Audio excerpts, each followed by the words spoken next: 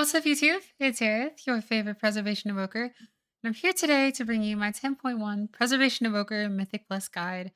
So, season one is just concluded, and I managed to main Preservation Evoker for the entirety of the season, even after the nerfs, because I love this class.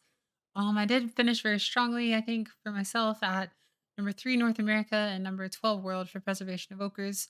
Over the course of last season and my journey, I managed to learn quite a lot about the class, and I have kind of consolidated that all into a nice little neat compact guide that will hopefully help you to be as successful as you can possibly be. Before we jump straight into it, though, I did want to invite you to go ahead and click the subscribe button if you like guides like this one. That helps me to grow as a content creator. And also make sure you're following my Twitch. You can find me at twitch.tv/eyelash TV. Yeah, let's just go ahead and get right into it, though. We got a lot of ground to cover.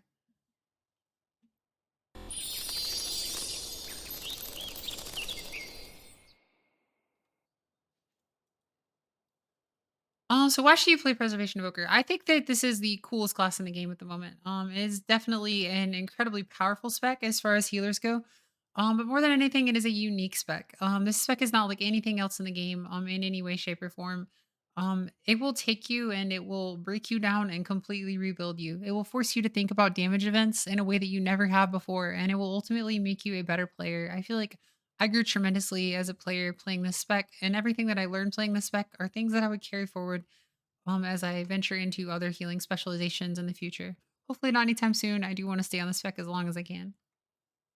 We have a lot of strengths as preservation evokers. We're incredibly versatile. We have incredibly high burst healing, and we also have very, very powerful sustained healing into rot damage. Initially, one of the great weaknesses that people were pointing out is, oh, well, they're not going to be very good at sustained healing. That's actually not true. You do have combos that you can make use of to um, heal rot damage in particular, and to just do sustained healing in general. There's a lot of room for skill expression with this spec. There's a lot of different combos. It's incredibly, incredibly unique. There's some of the most powerful cooldowns in the game in a Mythic Plus environment. They're very GCD efficient. Tanky, if we play properly, we bring Lust. And of course, we're very flashy and unique. And you're definitely the cool kid, I would say, if you're playing this spec. Weaknesses are that it is very punishing. If you've earned Embrace at the wrong time, you cannot enter into a Lifebind window, and your team might die. There's a lot of ways to brick your ramps, and if you brick your ramp, you're just going to be doing substantially less healing. And the way it's similar to the way that Disc is punishing in Raid, I would say the spec is definitely that punishing in a Mythic Plus environment. But if that's not something that you're afraid of, then good, good. I certainly was not. So I see that as a challenge, and I saw that as something that was something I wanted to overcome. That said, they have very poor single target sustain healing, poor single target damage, especially with the loss of our current four sets. Horrible range. This is the one part that I really don't like about the class. The 30 yards is actually quite significant, especially if you're coming from a 40-yard class. It makes a massive difference. And even more so than that, it requires that your team be stacked during high intensity moments.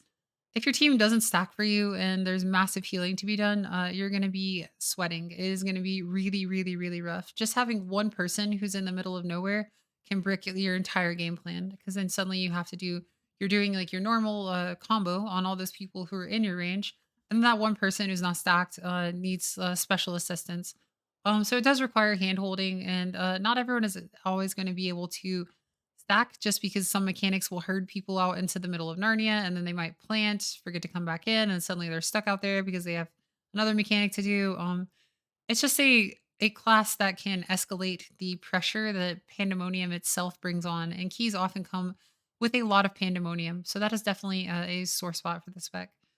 We also have poor spot healing, and your tank support requires a lot of effort. We will say. Rip. Looking into our stats, we are one of the few classes who can boast that every single one of our stats is actually very potent.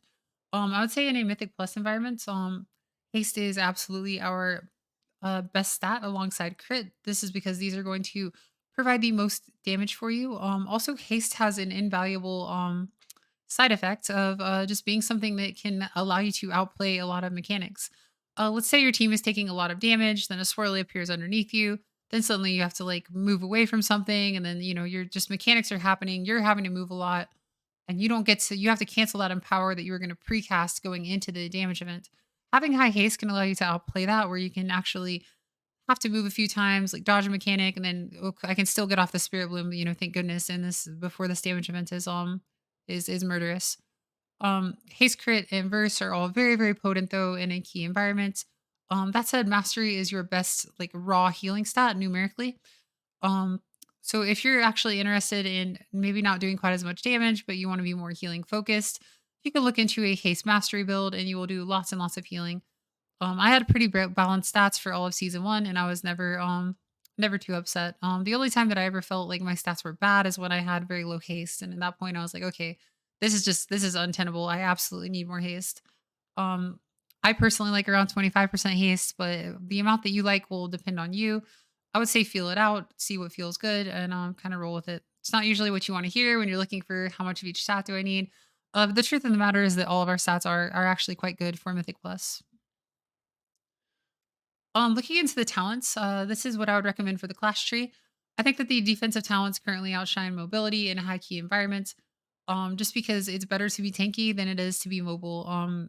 In a lot of situations, looking at you, Herja, um, you can of course drop some of your abilities that make you more tanky in order to pick up things like rescue, the second hover charge if mobility is something that you struggle with, or if your positioning is not something that's good. But if you are very conscious and cognizant of your positioning and very careful about where you position, then you might not actually need that second hover charge, and you can just kind of make it work and just be tankier. That is what I've opted to do, and that is what I would recommend that most players pushing the highest keys do. It's always good to be thinking a lot about positioning to begin with. And as a player who has a background as a disc priest and a background as a holy paladin, it's already got just loads and loads of mobility that I did not have on those classes to begin with. So I already feel without all these extra kind of add-ons, like I'm quite mobile as it is. One thing I did want to talk about is Foci versus Blaze. If there is a 1 minute, if there is a damage event that happens on a 1 minute timer, you might want to get the CDR on Renewing Blaze. Renewing Blaze is, of course, the ability that as we take damage, we will be healed back for the damage that we take. Um, you can get CDR on this to make it exactly 1 minute long. If there are damage events that are exactly 1 minute apart, then the CDR is quite good.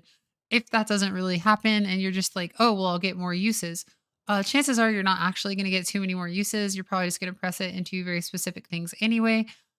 So I wouldn't necessarily recommend the CDR for in that regard. Foci, on the other hand, is incredibly potent, incredibly powerful. Even on a boss like Herja, where there was a storm every minute, um, I was still taking Foci because I would rather have it every other I would have rather had it every other storm, but have a more powerful effect than I would have to have it every single storm, but it be a little bit weaker. Another thing to note is that Foci works incredibly well into a Lifebind window and can be an incredibly powerful 1.5 minute cooldown to just pair it on top of like something else like your empowers inside of a Lifebind window. It's just a very, very strong ability in general. We do have some options in our class tree that will help us to solve certain problems presented by affixes, namely Sleepwalk will be a big one this season, as we will have these ads, which we incorporeal ads, which we will need to CC when they spawn. Um, and this is our only method of doing so. We also have some other solutions to things like things like raging in overawe. And of course, we have wing buffet and tail swipe, which we can always spec into a faster version of if we need to have those abilities more often. So these are all some things to consider.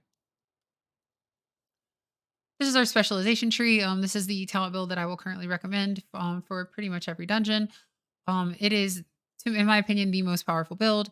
It does not matter. You do not play this build. A lot of people say like, "Oh, this is the damage build." I've heard that so much. This is the damage build. This is not the damage build. This is just the build. It does more damage, yes, but that is a side effect of what you're really looking for in season two, which is Life Force Mender's capability to do single target healing. There's actually quite a lot of single target damage in these dungeons, like the people will be taking. And in some dungeons like Nell's Lair, those pelters, I mean, they're just hitting your teammates for massive chunks of their health bar over and over and over and over. So it's a bit like Iron Docks in that regard. A lot of these dungeons, the damage profile where there's just a burst of damage on this person, a burst of damage on this person, a burst on this person. And without Life Force Mender, you can kind of eventually run out of steam. And it's just not a type of healing that Evoker is well equipped to do. And so getting rid of a talent, which helps us in the place where we are weakest and where we will actually need some strength in this upcoming season, I think is a little bit um, incorrect to say the least. The other thing I've seen some people doing that I strongly disagree with is dropping Grace Period for Ouroboros in a point in Renewing Breath. Grace Period is just stronger. It gives us more spot healing. It gives us more healing in general over the course of a dungeon. It also allows you to pre-ramp with reversions so that everyone going into a damage event is going to be taking either 10 or 20% increased healing, depending on how many reversions they have on them. It's just an incredibly versatile and incredibly powerful talent. The better you get at playing around Grace Period, the better you will be at the class. There are times when you'll absolutely need those pre-ramps when you temporal anomaly into reversions, and then like the damage event is in 8 seconds. You start ramping for it with echoes, and you can kind of see how this goes. The damage happens. Every other spell you're doing is going to get boosted by a percentage, just a flat percent healing that's done because they have a reversion on them. Super good, super useful. That said, a lot of people will ignore me and they will still play something that looks like this. This is a pure AoE healing build. It did see some play in season one. It does absolutely no damage, which is a little bit of a problem, but not the biggest problem in the world. The bigger problem is again, it's not good at spot healing. It's not good at tank support. I mean, you just lose so much. You currently like if you're taking this talent here, your fire breath is an AoE, or I'm sorry, is a single target lay on hands for like one particular party member who is very low. Usually the tank like on pull, and then again if the tank drops low, like towards the end of the pull, you can be fire breathing again and then topping them. It's very good. If you look at how much healing you do with fire breath over the course of a dungeon, um, playing these talents, it's quite good.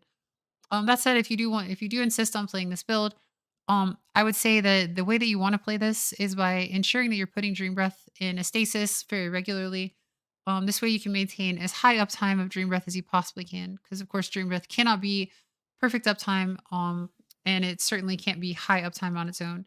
But if you go Dream Breath inside of a stasis and then Dream Breath falls off, you put another Dream Breath with the stasis. Then by the time that falls off, you can just put another Dream Breath. And in this way, it is actually quite powerful and is something that can help to stem the bleeding a little bit into any sort of sustained damage. I don't want to talk too in depth about the abilities. I do have another guide where I go in depth into all the abilities that evokers have. Make sure that you take a look at my initial preservation guide if you want to get like just kind of an overview of the abilities and kind of what they do and that kind of thing. As far as our consumables go, we're looking to use Howling and Buzzing runes. I personally prefer the Howling rune, though Buzzing rune is also quite powerful. We will always be using a Philo Tepid versatility. This is because it gives us DR, it gives us additional healing, and it also gives us damage. In AoE situations, we'll want to use a Shocking Disclosure potion. Um, and in single target situations, we will want to use a potion of elemental power. We can also be using our potions of elemental power into major damage events that we're maybe a little bit afraid of. Sometimes I'll be on an AoE pack and I know right after there's a really dangerous boss and my shocking disclosure potion will come up, but I might stop and consider for a second, I could just make this next boss like really cozy by popping a potion into the damage event that I am the weakest on. And I think that's a very good use of your potion. I think the important thing with potions is that you are using them. They can be a little bit expensive, but they are definitely a substantial power increase if you are choosing. Whoops, if you are choosing to use them. Oh goodness, how did that happen?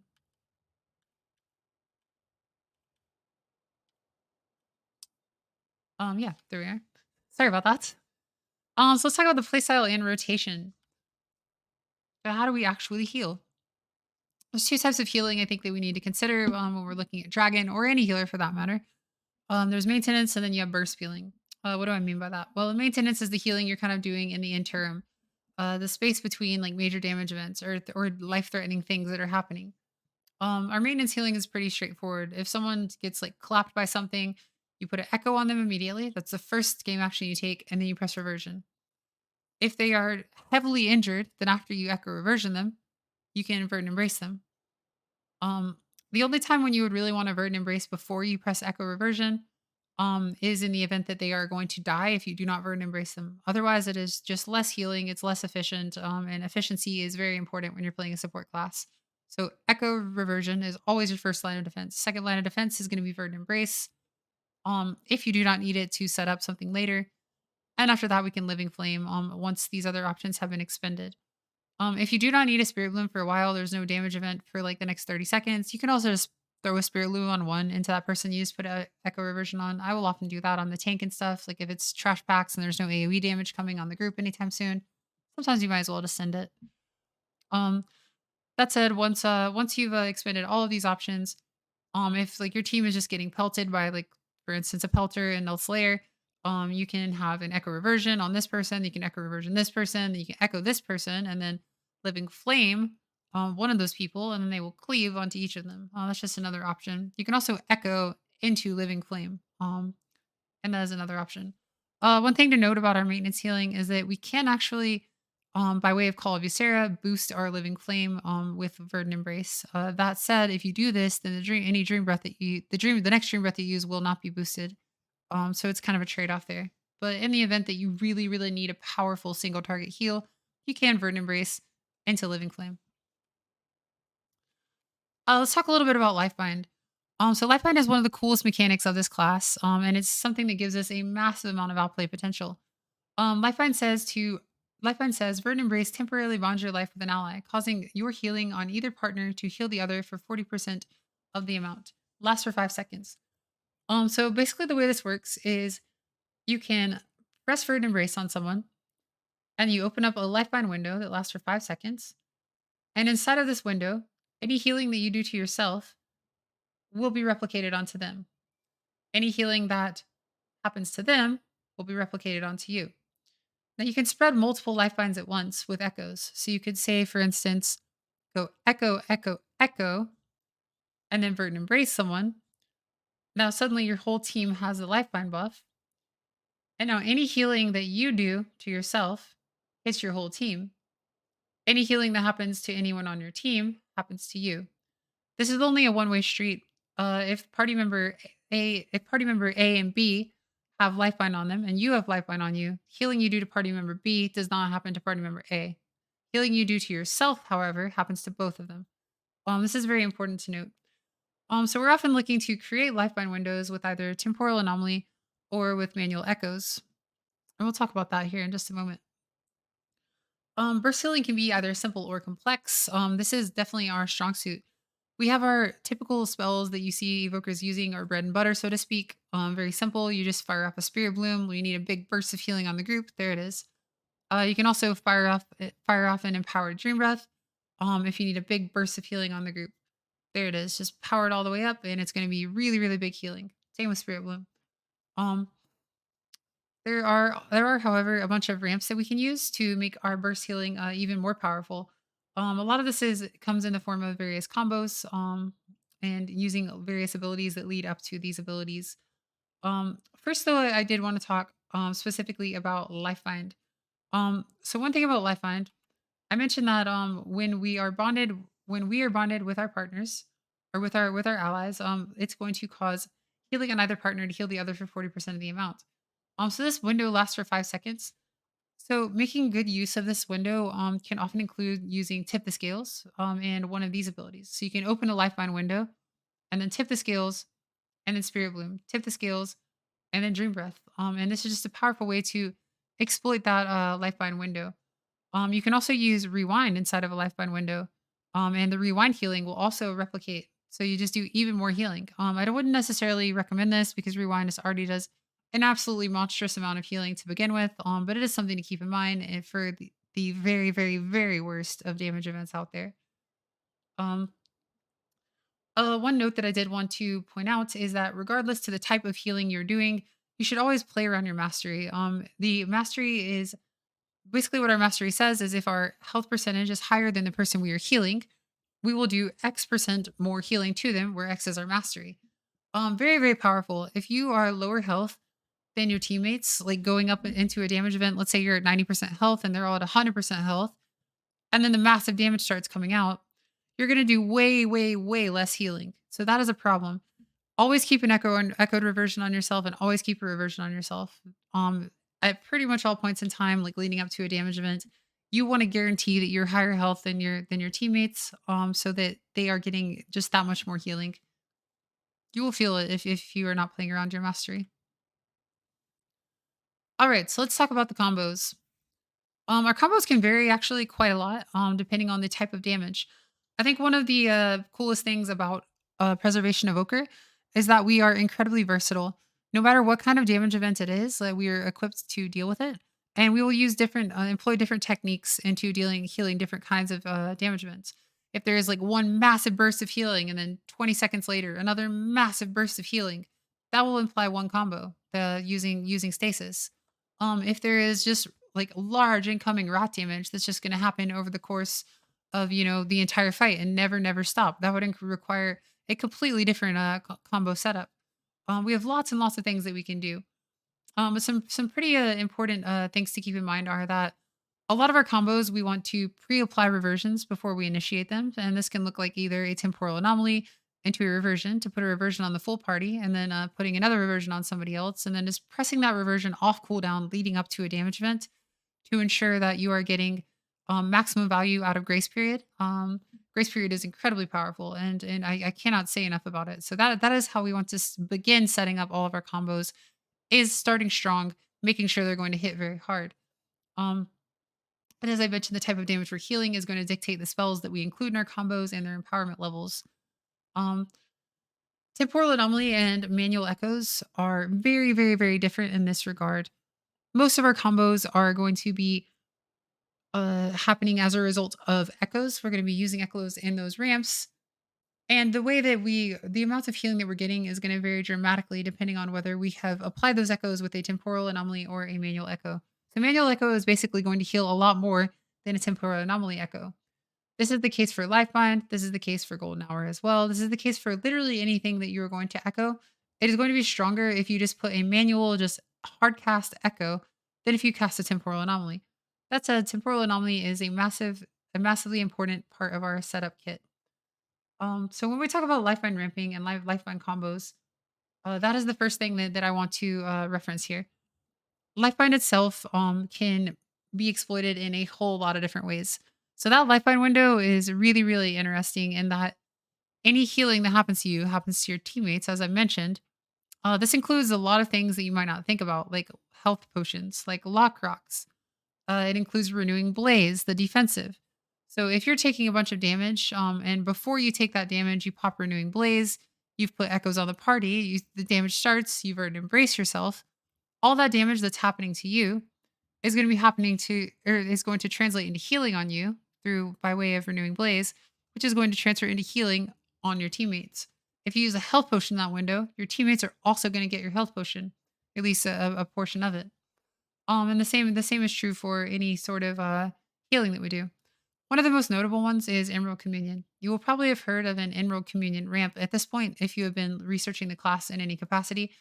And the way that an Emerald Communion ramp looks is effectively going echo, echo, echo, burden embrace, Emerald Communion. That is one of the first combos that you will want to learn, and it is one of the most powerful into lots and lots of damage. Another very powerful combo that I would suggest that you learn and get into your toolkit is what I call the Drew Evoker Special. And this is a full HOTS combo where you are going to effectively be getting lots and lots of reversions and echoed reversions on your party, and then echoing a dream breath so that everyone has either 3 or 4 HOTS on them at all points in time. And in this way, you're basically a druid. You're basically almost doing more hot healing than a druid. I honestly don't know what the math is on that, but I mean, I've never faced any rot damage that felt unhealable when I was doing this particular combo. And I'll show you how these work here in just a moment. Before we get into the actual gameplay footage, though, let's talk about some of the rules and things to consider with our combos. First things first, Call of Ysera is a passive in our tree, and it says Burden Embrace increases the healing of your next Stream Breath by 40% or your next Living Flame by 100%. So you can use this to get a Giga Boosted single target heal, but most of its use cases are going to be in the way of Burden Embrace into Dream Breath. So you always want to Burden Embrace before you Dream Breath, and this to activate Call of Ysera. Verdant is the only way that we can enter Lifebind as well. This is something that is really important to think about. If you just haphazardly throw out a Verdant Embrace just to buff a Dream Breath right before a damage event where you were hoping to heal with Lifebind, you're gonna just die. I've done that before. I've carelessly thrown out a Verdant Embrace just to buff a Dream Breath and then realized like, oh my gosh, I have this damage event in like 7 seconds and like or in 10 seconds and like, oh my gosh, what am I going to do? I don't have Bird Embrace. And that's when you are scrambling to like find another solution, whether it's rewind or something in that regard. Um so that said, like when you are planning on entering into a combat or a into a lifeline window, you need to think a lot about your Verdant Embrace because it is an important setup tool and is something that you can definitely brick very easily. When I talked about the class being punishing, I mean this is one of those things that can just be very punishing if you use your spot heal at the wrong time. Um, so yeah, you want to always dream. So let's say you're entering into a lifeline window. One way that you can get around this is there's a damage event coming up. You can do your echoes, you can Verdant Embrace, you're gonna get the Call of Ysera buff and the Lifeline window.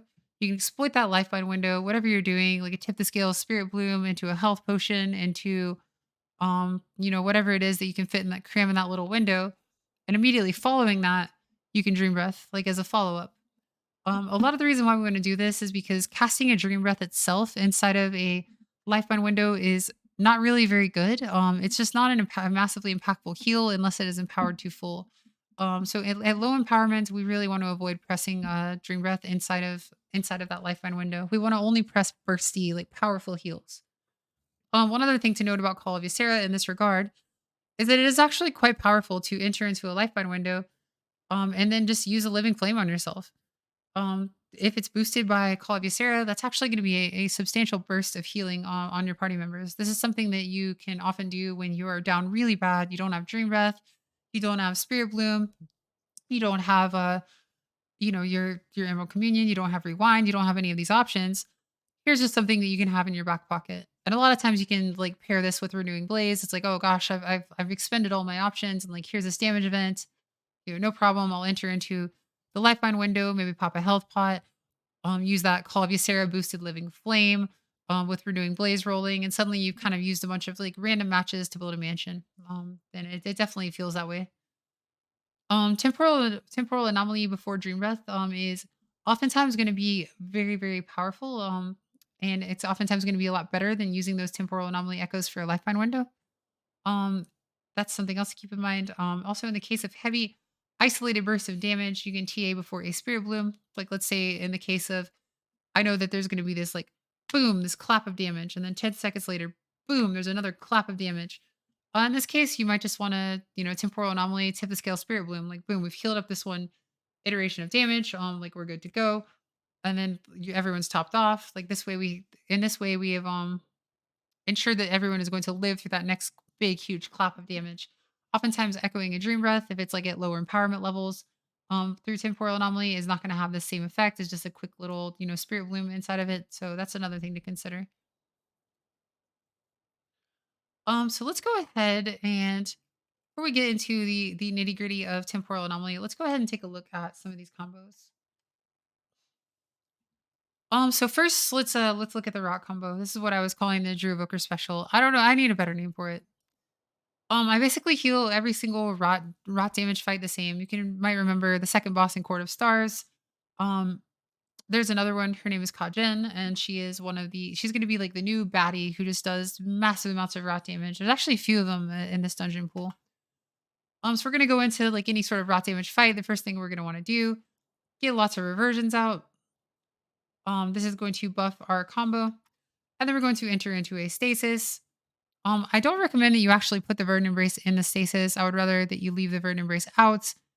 So you Verdant Embrace, and then you stasis, and then you Temporal Anomaly, and then you Dream Breath. Hey, and as you can see, my team is a little bit spread out. I was not able to get everyone with the Temporal Anomaly, which is a bit of a problem. And as I released this Dream Breath, the mage actually walks out of my Dream Breath. I don't notice that he's moving because I'm paying attention to the fact that this mechanic is aimed at me. So I'm just trying to get that out before this frontal comes and gets me. A little bit unfortunate. It is what it is. But yeah, that is effectively the combo. And the way that this works, and the way that we will heal rot damage in this way, is that we will effectively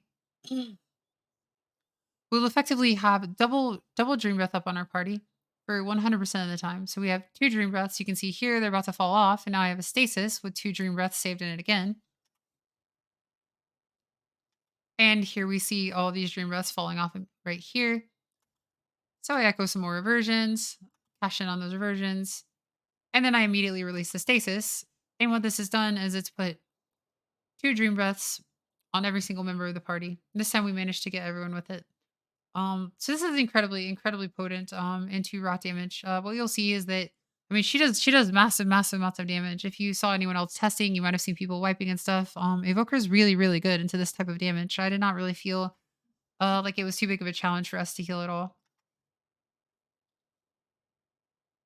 And so yeah, you'll see me kind of doing some maintenance healing, kind of chilling, do a little bit of damage to the boss, keeping my reversions on cooldown to the best of my ability. And here I noticed that my dream breaths are about to fall off again, so I vert and embrace.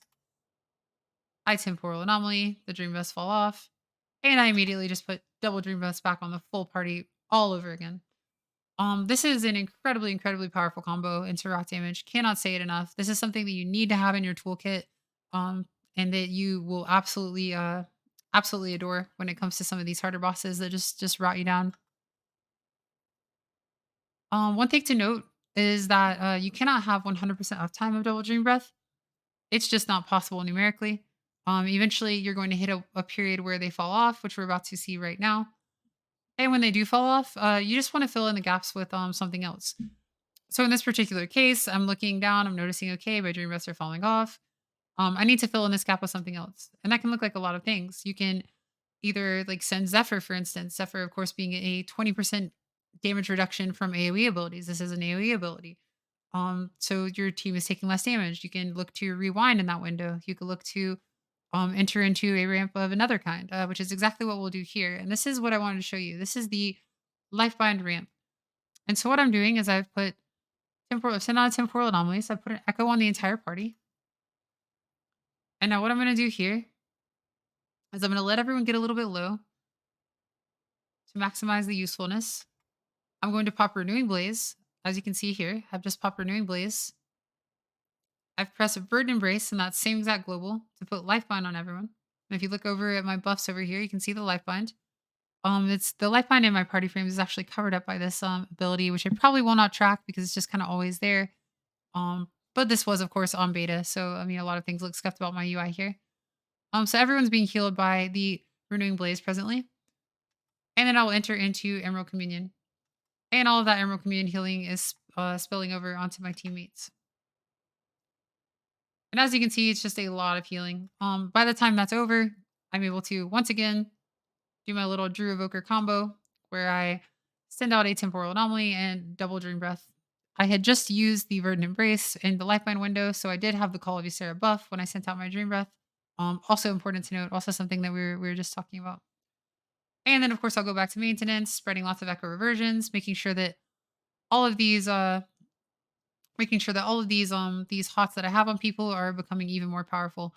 That is another great thing about grace period is that if you these people that have a reversion on them, they're getting even more healing from that as a result of that. So dream breath is already getting boosted.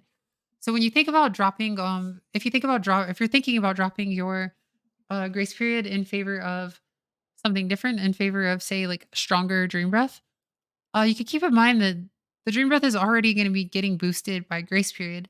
So in one sense, you're actually dropping healing that applies to everything in favor of healing that only applies to dream breath because this also buffs your dream breath.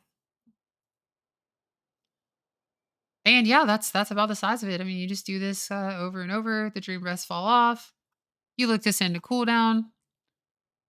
And here our tank actually. This is kind of a funny end to this fight. You can see the look on my face. Our tank accidentally clicked. This, I'll let you see this. Kind of funny. Our tank accidentally clicks the lock gate here. He's out there creating damage, and then whoops, and there he goes, and he's dead. We did still end up killing the boss here. He takes a res. But yeah, this the purpose of this was to, of course, show you what that looks like. I also wanted to go ahead and show you some of the other examples of combos. We'll actually get to this video here in just a moment. How do I know what to do with TA? This is another good question. There's a lot of things you can do with TA. So oftentimes I would say the most common thing you want to do during maintenance periods is to TA into reversion. So you temporal anomaly, and then you just spread reversions. This is a lot of use cases. Temporal anomaly into reversions guarantees that anything else you do on your party, like in the coming moments, is going to be at least 10% more effective. And on the party members that have two reversions on them, it will be 20% more effective. So doing this like in downtime is actually quite strong if you know that a damage event is coming up and you have enough time to get out the TA and then get TA back and just have those reversions rolling going into the damage event. Um, Oftentimes, though, you're going to be using TA to into Verdant Embrace in order to open up a Lifebind window. You should definitely note that if you have the time, and if you have the resources, it is significantly better to just do Echo into Echo, like hard cast your echoes when going into a Lifebind window. This is because Lifebind got nerfed dramatically when it is applied through Temporal Anomaly. So you just really want to be manually echoing your manually applying your echoes in these cases. TA into Spirit Bloom. This is a really good thing to do if there is just a big burst of healing that is happening. Because echoing or doing TA into Spirit Bloom is just going to basically be like a big lay on hands. Thanks to our new Tusa, it will also leave them with a smaller hot. It's not a Dream Breath hot. With Dream Breath hot lasts like for a very very long period of time, but it's not nothing. So that is a good use case for that. And you will TA Dream Breath as we just watched into rot damage. One thing that's important to note is that we will change the Dream Breath empowerment level based on the type of damage event. You could also do a TA into Dream Breath on 4 if there is just like a big clap of damage. That has just maybe a little bit of damage that happens afterwards. In the same way that we can use Spirit Bloom like that. You can also TA into Dream Breath on like 2 or 3 if there's like a smaller like pop of damage followed by like a hefty dot. Let's say that dot lasts like, you know, 12 seconds, 10 seconds, something like that. You might be looking to do like just Dream Breath on 2, and then the dot will continue to tick and steadily heal the damage over time effect that the clap of damage leave behind.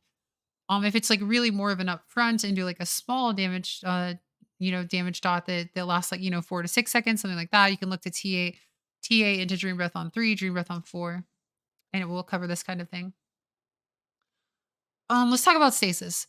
Stasis is the most complicated and overthought spell in our toolkit.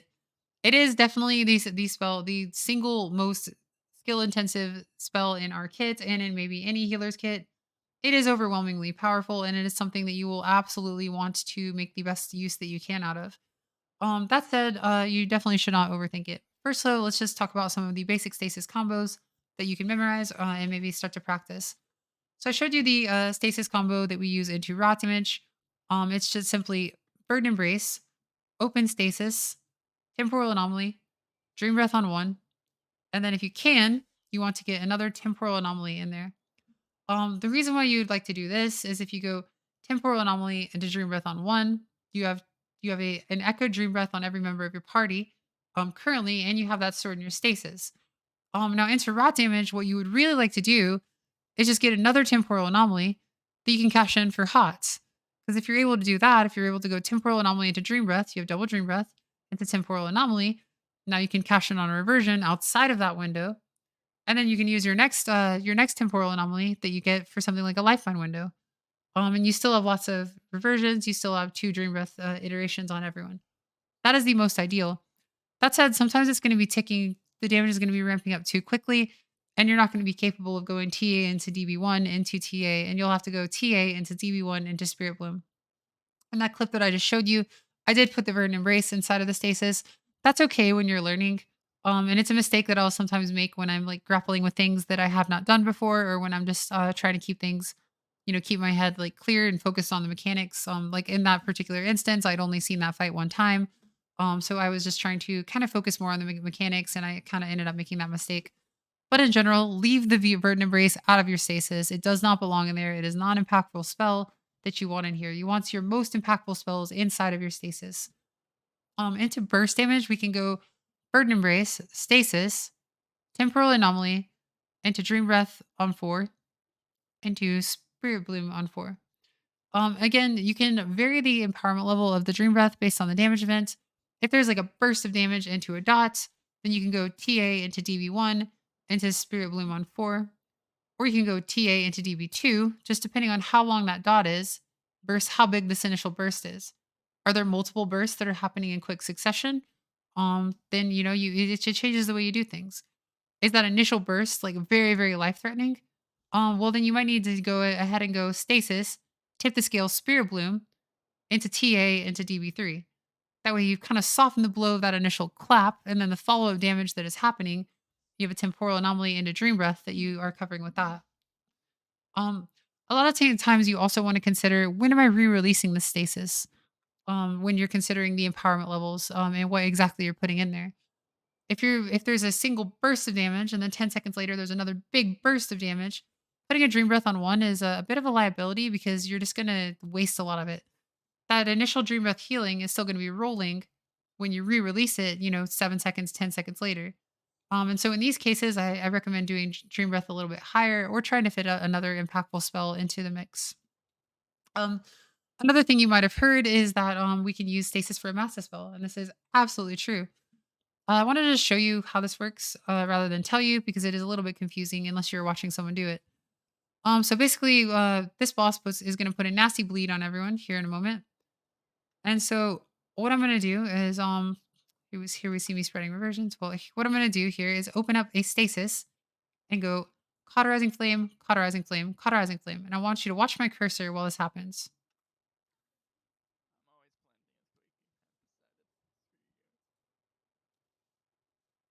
So we go stasis and we put 3 cauterizing flames out. And so what I actually did here, that I did not realize could happen, is I was casting a temporal anomaly and I opened stasis right as the temporal anomaly cast. So it actually ended up getting stored inside of the stasis. That was a mistake. I did not realize I had done that until a moment later when I'm like, wait, what just happened? That said, you just want to put 3 cauterizing flames inside of it. And so then when the bleeds come out, which you will see shortly, you will simply release that stasis and you can watch these bleeds being dispelled one by one. The interesting thing is that once those bleeds are dispelled, it will not put your cauterizing flame on cooldown, so you can then use it to dispel another party member. This is actually going to be important for several moments in this upcoming dungeon pool, mostly for magic dispels, which there was not actually a magic dispel that was mandatory in this particular dungeon pool that we had for season one. But for season two, there's a number of magic dispels that you're going to want to mass dispel. So there was the mass dispel. Let's also take a moment to, well, I guess we can go through. Let's actually take a moment right now. Let's go ahead and look at some of the other combos. And I also wanted to showcase some of our burst. Let's see here. I think this is a great boss for showing off kind of some of our combos. This is Advisor Melindres. Many of you will know him. He just does lots and lots of burst damage.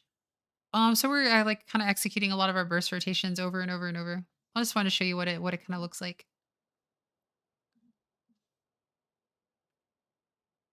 So here comes the first slicing maelstrom. Something that's important to note that I'm doing here is I've been spending a lot of time leading up to this damage event spreading reversions. You'll notice I have 2 on myself.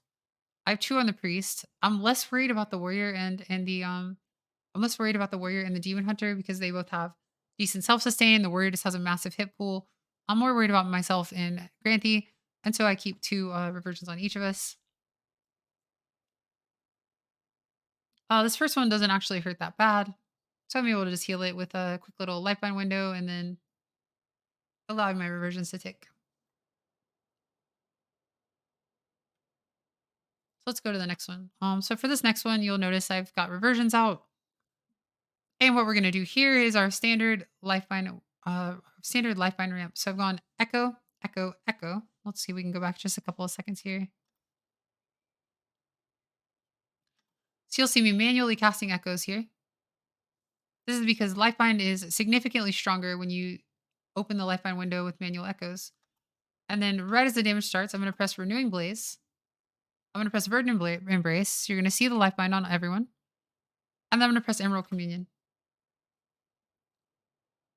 And this is a 28, so the damage is actually quite strong, but it's not no match for our it's no match for our Foci of Life plus Renewing Blaze. I mean, sorry, it's no match for our Foci of Life plus Emerald Communion, Lifebind window.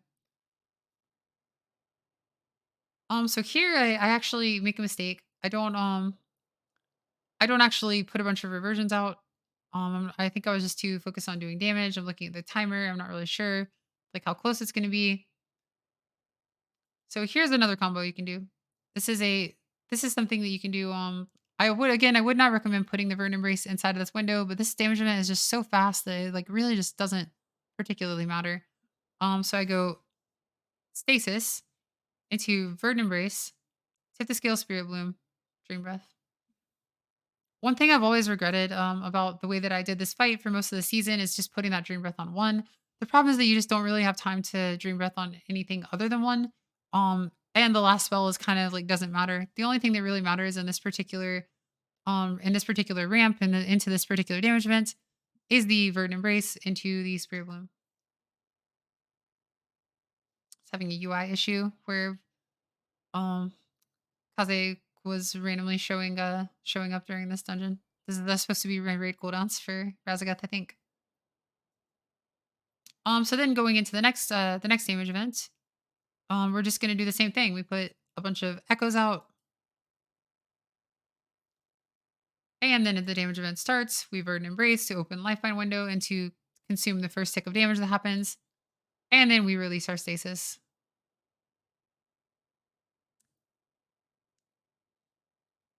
One thing that is actually kind of interesting to note, and that you're about to see here, is that you can actually use Lifebind to exploit Rewind. Rewind does function with Lifebind.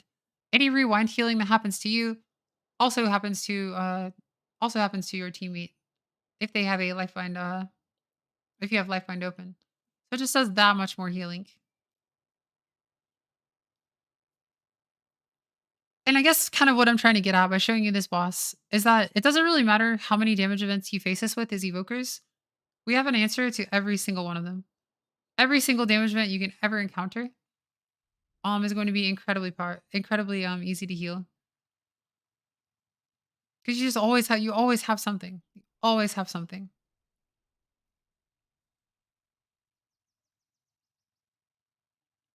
I can hear the boss is almost dead. Not really paying attention. Just like looking at him, like, yes, we're about to time our first 28. This was the first 28. We timed this, I guess, 25 days ago from the whatever the release of this video is. And there you have it. I think that's a very, very good boss to take a look at when showcasing kind of some of the unique power of Evoker. Let's talk a little bit about Stasis very quickly. Oops. So one thing that I think is very important to note is that you're probably thinking too hard about stasis. It's very important that you just send it. I mean, literally, it's a 1.5-minute cooldown. That thing is up constantly. You can stasis like virtually off cooldown, and you will not regret it. Never sit there and hold on to stasis, thinking to yourself, "Oh no, like what if I need stasis like 30 seconds from now? What am I gonna do?" It's a 90-second cooldown. Like just use it. 90 seconds happens so quickly. It's a blink of an eye. You can use it every single pack. Oftentimes I'll just be using stasis to heal the tank. I mean, you could use stasis for like really mundane things too. You can use stasis just to be efficient with your globals. Like, let's say, a cast goes off, everyone gets dropped low. Well, I don't necessarily need to have more burst healing lined up, but you can just go stasis, tip the scale, spirit bloom, burn, embrace, dream breath, and just go back to doing damage. And then something else happens, like, oh, well, like suddenly my team is like miss this kick, and now like we're all gonna rot to death and like die. Like if like something crazy doesn't happen, then now you can just release that stasis, and your team's like, whoa, how'd you keep us alive? And it's like, well, I was prepared. I built up a stasis for no reason, then I got to use it. This is generally good practice. Just put it on cooldown. Just send it. I think this is also something that I would like to talk about in general, because Prevoker is very much a cooldown oriented spec. We have powerful cooldowns that are long cooldowns. We have powerful cooldowns that are short cooldowns. Um, in general, the I think a lot of the skill gap with this class comes from understanding when you can and cannot send these. Um, and for the most part, like you want to just be pressing a button. If you're ever in doubt, just choose to press the button, choose to keep your team alive. And if it becomes a problem later, then you can just look at it then and say, okay, this was a spot where I could not send a button. But greed is actually going to kill you way more often than anything else. It's going to be very rarely that a damage event comes up and you just have nothing because you have nothing to press into it because you've already pressed everything. you almost always have another option. And the more aware you are of the options that you do have, the more you'll realize like it's just not going to come a time when like you don't have a button to press. You always have things you can do. So I think understanding when you can and cannot send things is still critical, but honestly, erring on the side of just pressing it is way, way better. Never be shy to rewind. You can save your tank's life with it if you need to. Rewind can absolutely be a single target heal. If you get knocked to 10% health and a cast is going off on you, you can press rewind really quickly and just top yourself like in a global basically. Um, if you go over the course of like a 40-minute dungeon and you find you're only casting rewind a couple of times, that's a little bit of a problem because you could cast it, 10, 11 times, like something to that tune. So definitely make sure that you're using it. Definitely make sure that you're using it. One thing that I think is a legitimate concern and that I see people talking about a lot is our tank healing. I would say that we are not actually that bad of tank healers. You just have to be a little bit discerning about how you approach it. So that said, let's look at how we actually do healing on tanks. Because the more you know, the better you'll do. Um, we are, I'd say, not the strongest of tank healers, but we're also definitely not the worst tank healer. So we can have a reversion and an echoed reversion on the tank at all points in time. This increases our healing on them by 20%.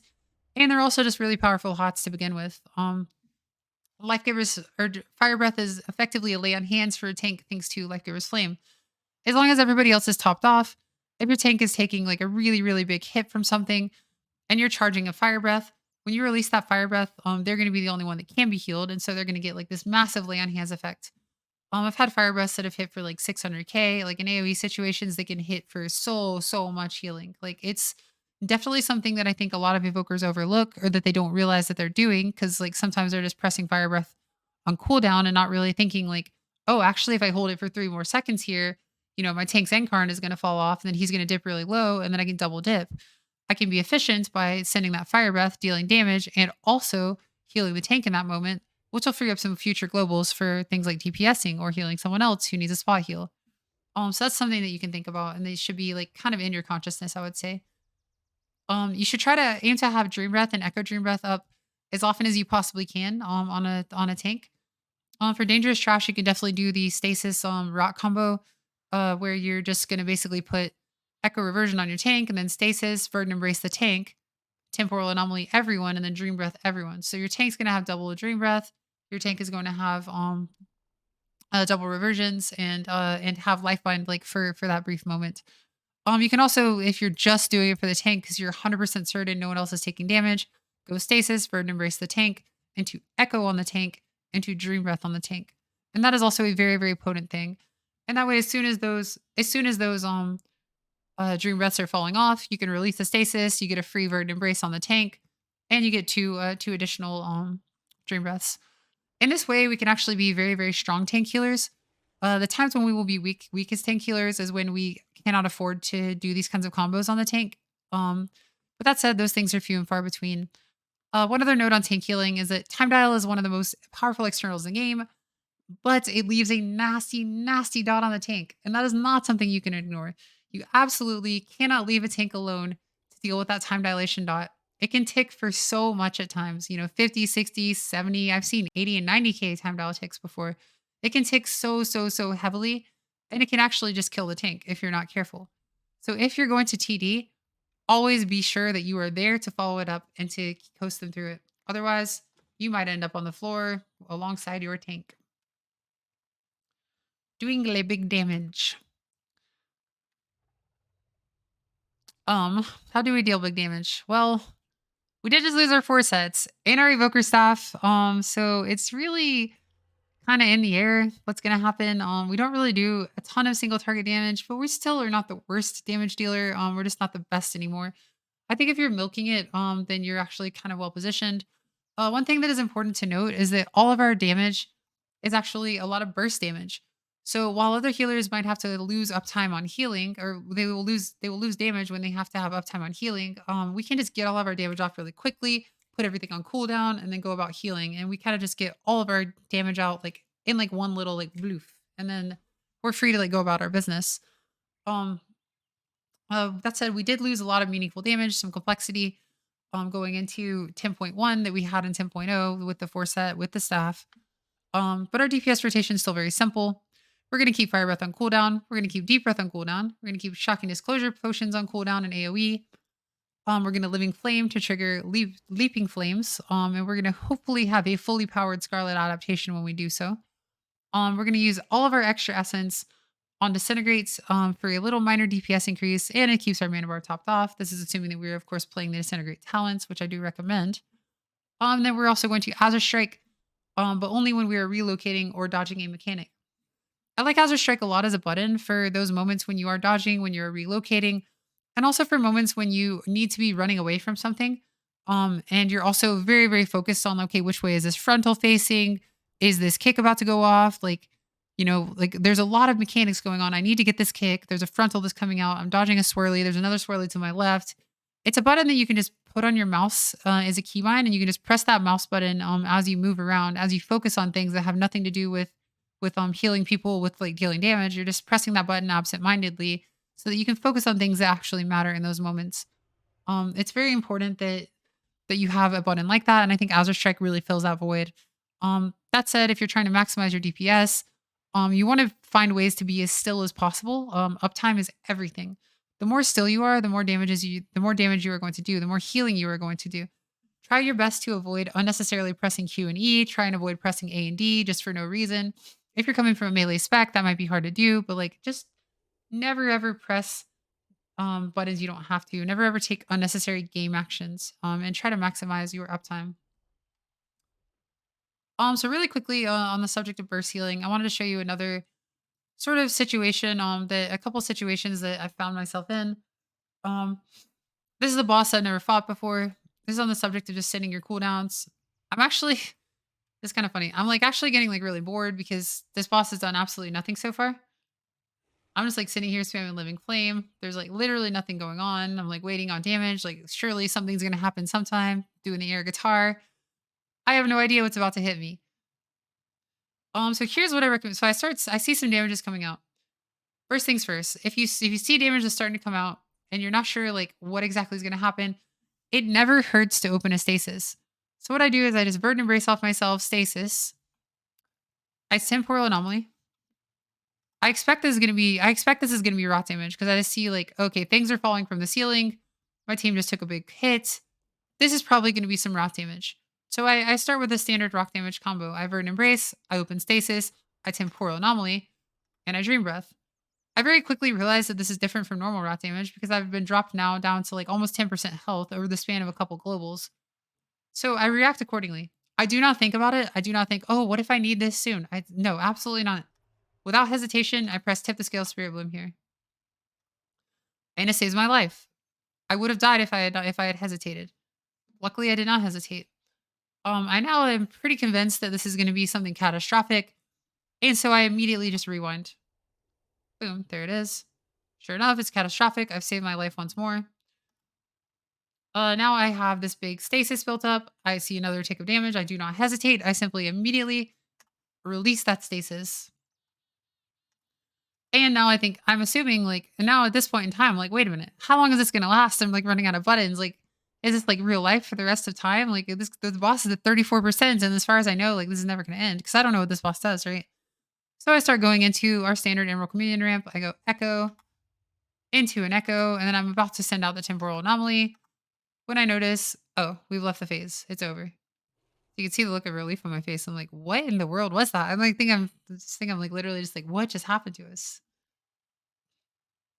But yeah, that's a good example of a good reason why you should never, ever, ever sit on things. If something is happening, use your buttons. Did two people just get dropped to 30% health? Tip the scale Spirit Bloom. Just do it instantly. There's no hesitation. What if someone takes a bolt? What if someone, takes like some incidental damage and they're just dead? Press your buttons. And here I'm getting praised. They're like, yeah, this took first attempts. This took 10 attempts the first time I did it with someone else. And it's like, yeah, I'm kind of a badass. That's the power of Evoker, though. I mean, you have like infinite burst healing. Um, and yeah, it's another boss that I think gave a lot of people struggles. We timed this on a 28 tyrannical and a 28 fortified last season. Pretty proud of my approach to this boss.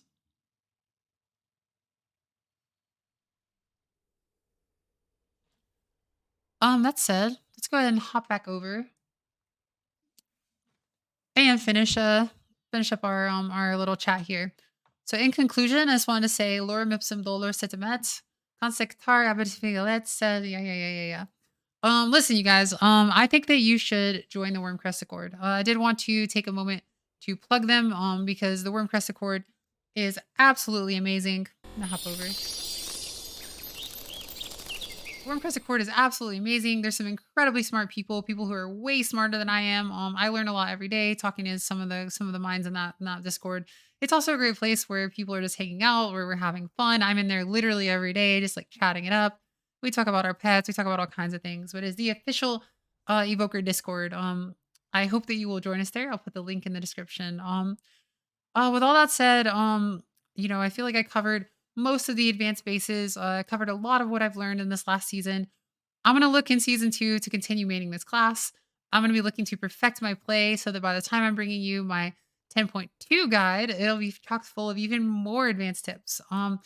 If you like these kinds of tips, if you want to be the best possible player you can be, if you like Mythic Plus content in general or just healer guides, you can keep a lookout for my upcoming Shaman guide and a few others that I'm going to be putting out. Make sure that you are subscribed to my channel, and definitely make sure you're following my Twitch. Come say hi to me.